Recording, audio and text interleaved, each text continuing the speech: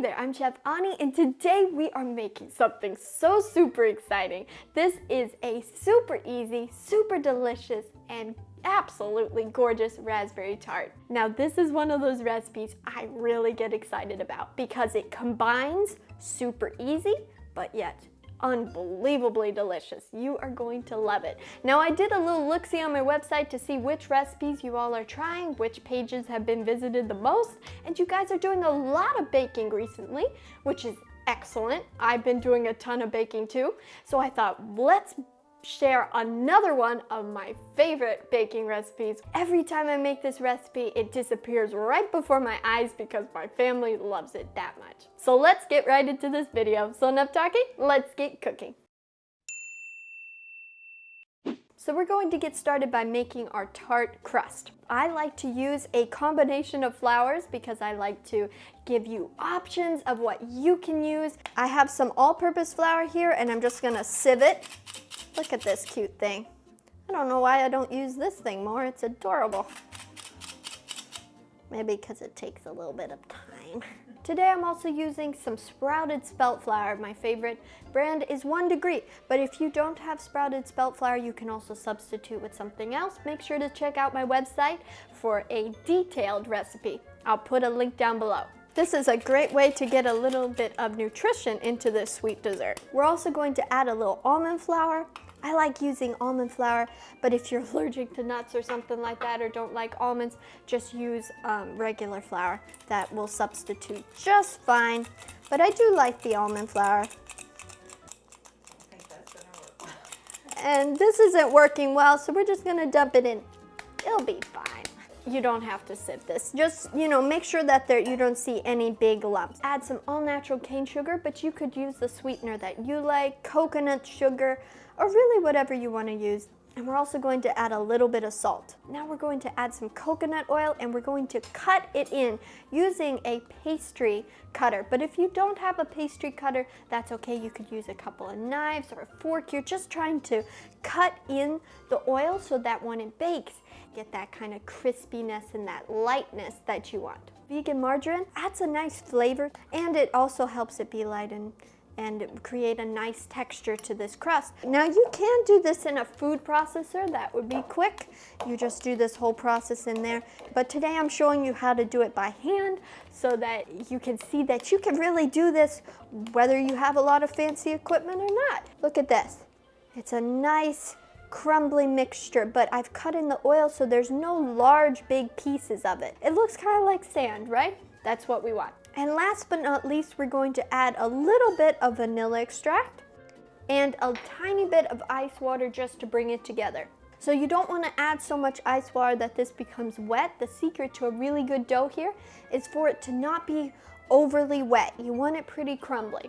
It's better to add a little at a time than to have to try to take it out somehow, because that's not going to work that well. So you want to go slow and add just a little bit at a time. All right, so you want to grab your dough, and we're not making bread dough, so you don't want like a big mass of dough. But if you squeeze this a little bit and it holds together like this, you're good to go. So I'm going to take about 1/3 of this recipe, reserve it for later. And you can see it has a removable base like this, so it makes it much easier to get the tart out of the pan when you can remove the base like this. Now a tip is not to spray this, because when it bakes you'll find that if you spray it, it won't have anything to hold on to, so it'll kind of sink to the bottom, it'll slink to the bottom. And I like to take a spoon and just kind of spread quite a bit to the edges, and then you're just gonna start forming it in the pan, just pressing it down in the pan. This is just where you have to have a little bit of patience, but how simple is this? Now there are tarts out there where they require you to like roll it out and then put it in, and that is all fine and dandy. I love those tarts too, but remember how I started this video off saying that this is a super simple and easy? Well, this is super simple and easy. You don't get much easier than this. If spoon doesn't work, when all else fails, use your hands, because they work really well. God gave us hands for a reason, right? This is a perfect dessert. You could have this for Mother's Day, wouldn't it? Would you like to get this for Mother's Day? Love it. Love it? There you go. From a mom. All right, we're almost there. I am just being super particular, but you don't have to be.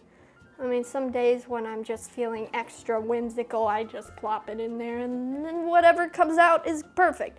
But today, because you're watching me, I'm a little more particular.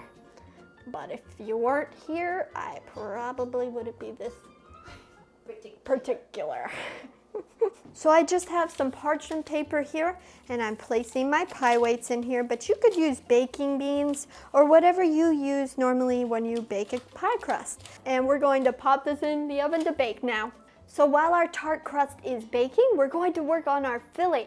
And this is a super easy filling. You remember a couple weeks ago, I made raspberry jam that I was just so excited about. Well, you know what? We're going to use it in this recipe. So if you've already made my raspberry jam and you have it in your fridge, this is the simplest thing because that's what you need to make this raspberry tart. So we have our jam, and then I'm going to add a few extra frozen raspberries to this. It's gonna be incredible. Look at that. So our tart crust has come out of the oven. I took the baking beans out and I let it cool just for about 10-15 minutes. And now we can add our filling. Isn't that gorgeous? Now, all we have left to do is to take that little bit of the crumble mixture that we saved earlier, and we're just going to crumble it on top. Look at that. It's going to create such a nice, beautiful topping to this. Okay, now we just pop this back in the oven to bake. Doesn't this look incredible? I know my family is going to be very happy that I bring this home today. So I am going to save it and eat it with them. But I want to thank you so much for watching this video. Please like and subscribe to join me in this adventure to eat healthier, one recipe at a time. And I look forward to seeing you next Wednesday with another video. Hey there, I'm Chip. There's a guy walking. Oh, person in a red coat. Hello, person. Ah, that's when you know you've been in quarantine a long time. Where it's like, oh, people, hello.